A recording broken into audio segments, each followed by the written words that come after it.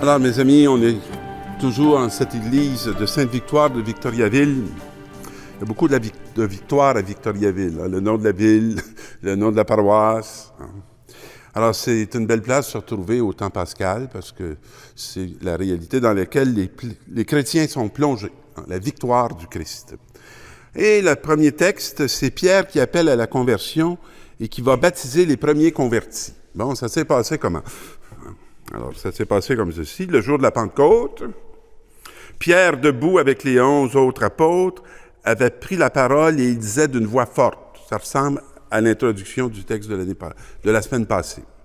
Alors, on ne peut pas annoncer avec une voix éteinte la parole de Dieu.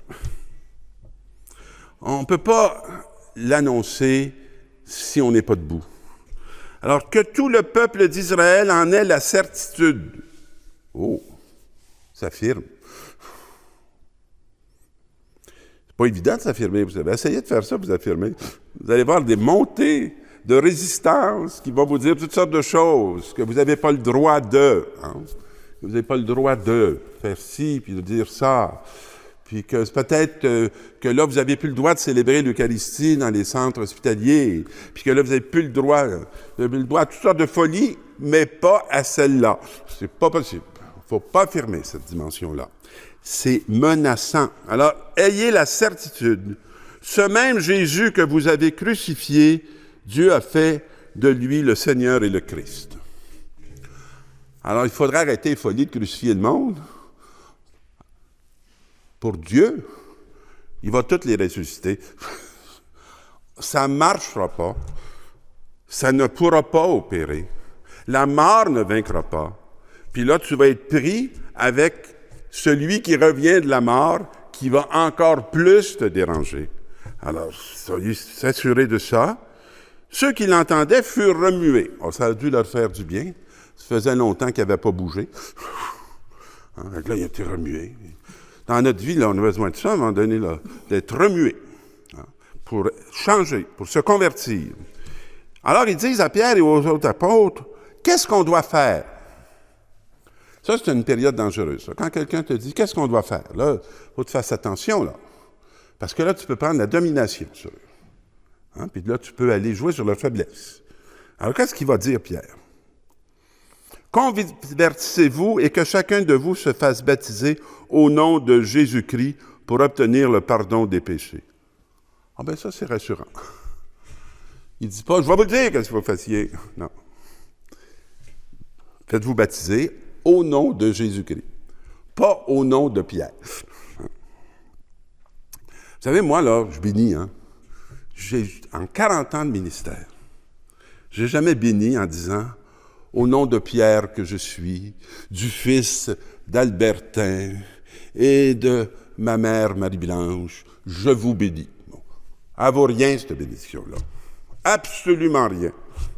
La bénédiction qui vaut quelque chose, c'est « Je vous bénis au nom du Père, du Fils et du Saint-Esprit ». Jamais en mon nom personnel. Alors, c'est pas notre personne qui est le cœur du mystère du salut. C'est Jésus le Christ. Alors, pour obtenir le pardon de vos péchés. Tiens. C'est pas pour être reconnu comme un homme vertueux. Non. Obtenir le pardon de ses péchés. Bon, mon Dieu, qu'on a besoin de bénédiction puis de conversion, hein, parce qu'on manque pas de péché. Puis nos péchés, là, ils ont le pouvoir de nous condamner juste s'ils ne nous conduisent pas à Jésus-Christ. Mais aussitôt qu'ils nous conduisent à Jésus-Christ, qu'est-ce que vous voulez? Ils deviennent non plus un chemin de mort, mais ils deviennent un chemin de vie. Vous recevrez alors le don du Saint-Esprit. C'est simple, hein? Pas compliqué. Tu vas recevoir le don du Saint-Esprit. Et c'est vrai, ça, que quand tu es dans le pardon puis la réconciliation, tout se détend. Et ce qui était devenu impossible comme lien redevient possible. Et ce qui avait été affaibli revient en force, hein, par la réception du don du Saint-Esprit. Et c'est pour vous que Dieu a fait cette promesse. Hey, levez-vous le matin, là, puis dire, moi, là, je suis bénéficiaire d'une promesse de Dieu. Y pensez-vous tous les matins? tous les jours, que vous êtes les heureux bénéficiaires d'un engagement que Dieu a pris. On en est. Pour vos enfants et pour tous ceux qui sont loin, tous ceux que le Seigneur, notre Dieu, appellera. Alors, Pierre, il a trouvé beaucoup d'autres paroles pour les encourager, pour les adjurer, on nous dit, et il les exhortait. Et qu'est-ce qui s'est passé? Détournez-vous de cette génération égarée. C'est pas méprisez-la. C'est détournez-vous de cette génération égarée. Et vous serez sauvés. Pensez pas que votre vie va venir du monde, de votre réussite, de l'argent, de ci, de la prophétie. Non, détournez-vous de ça, c'est pas vrai. Alors, ceux qui avaient accueilli la parole de Pierre se firent baptiser. La communauté augmenta ce jour-là d'environ 3000 hommes. Ils avaient été remués. Hein? Puis là, ils ont pris une décision. On change de direction.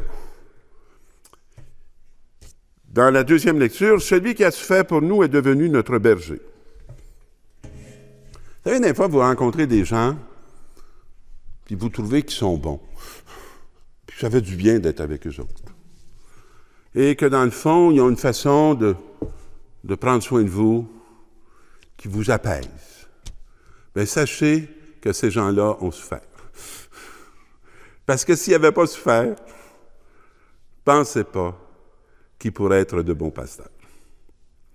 Alors, la souffrance, on dirait qu'elle attendrit notre chair et notre cœur. C'est comme un steak que tu prends là, qui est bien dur. Là. Qu'est-ce que je me souviens, ma mère avait une espèce de marteau avec des, je sais pas ce qu'il y avait en dessous, là, bang, bang, bang, bang. Puis on mangeait ça, puis c'était temps. Mais s'il n'avait pas été attendri, il était dur comme de la semelle de botte. Alors, une souffrance, mes amis, c'est comme un marteau qui vient nous attendrir.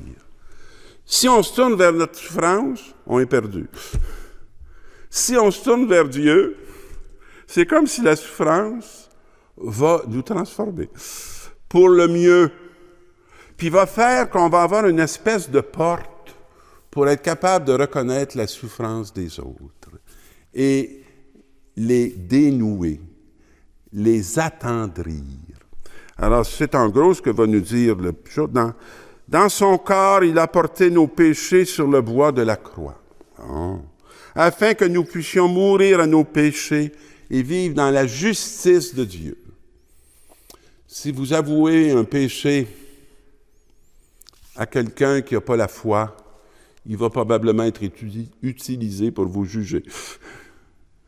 Si vous le reconnaissez devant Dieu, il va probablement vous être pardonné et il va vous donner une expérience d'être reçu dans vos fragilités et votre vulnérabilité, ce que vous pourrez devenir capable de faire pour les autres. Jésus est le bon pasteur et la porte des brebis. Puis là, on va nous dire dans ce texte-là, celui qui entre dans la bergerie sans passer par la porte, mais qui n'est pas capable, escalade par un autre endroit, celui-là est un voleur et un bandit. C'est sérieux, hein? On va mieux trouver la porte. Hein? Et c'est qui la porte? C'est Jésus-Christ. Puis la porte, c'est la croix. La croix. Alors, si tu entres par la porte, qui n'est pas la voie des grandeurs, mais le chemin de l'humilité, tu ne seras pas un voleur et un bandit. Le voleur, il vient prendre. Le bandit, il est là pour lui. Il vient abuser. Celui qui entre par la porte, c'est lui le pasteur, le berger des brebis. Quand je suis arrivé à l'école Victor Doré, je le dis souvent,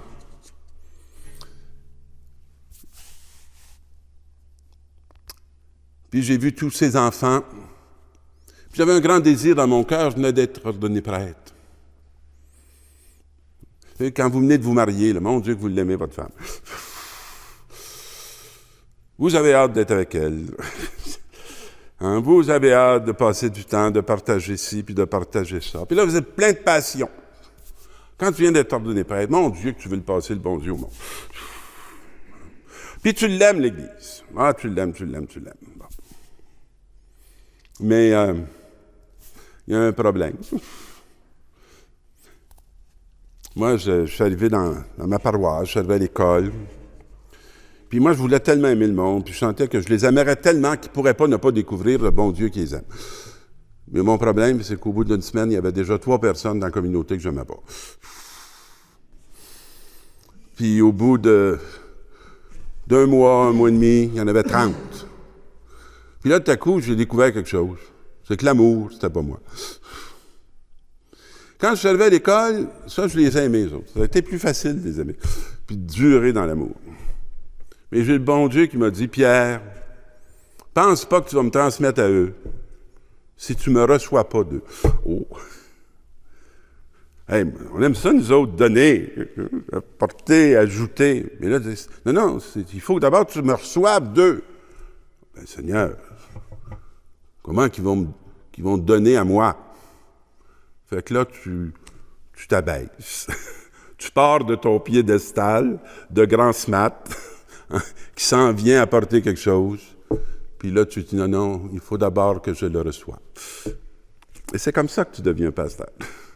Comme ça, tu deviens quelqu'un qui peut être le pasteur de son troupeau. Moi, je suis venu pour que les hommes aient la vie et pour qu'ils l'aient en abondance. Il n'est pas venu pour nous dire, regardez-moi, je suis bien beau, bien fin, bien smart, bien intelligent, bien merveilleux. Non, il s'est mis au service de notre vie, de notre croissance, pour qu'on n'ait pas une petite vie, mais qu'on ait une grande vie et une vie qui est abondante. Je nous souhaite de connaître cette plénitude intérieure pour qu'elle puisse se déverser sur notre entourage, vers tous ceux vers qui le Seigneur nous envoie pour porter sa vie nouvelle. Amen.